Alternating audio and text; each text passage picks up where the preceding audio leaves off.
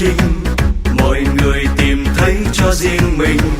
Tuổi trẻ là sống cho riêng bản thân, hay ta phải sống vì mọi người?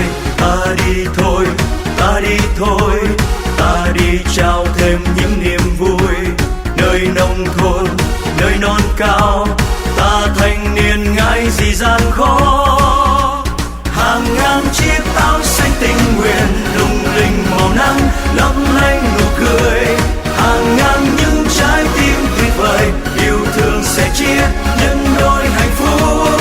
Những mái ấm trẻ thơ đến trường, những con đường mới, những chiếc cầu qua. Đoàn thanh niên chúng ta một lòng, chung tay cùng nhau đi xây đời mới. Vì đời là những cuộc hành trình, mọi người tìm thấy cho riêng mình. Tuổi trẻ là sống cho riêng bản thân, hay ta phải sống vì mọi người? Ta đi thôi, ta đi thôi, ta đi trao thêm những niềm vui. Nơi nông thôn, nơi non cao, ta thanh niên ngại gì gian khó. Hàng ngàn chiếc áo xanh tình nguyện lung linh màu nắng lấp lánh nụ cười.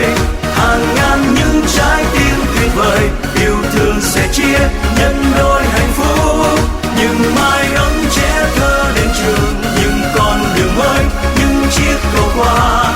Đoàn thanh niên chúng ta một lòng, chung tay cùng nhau đi xây đời mới.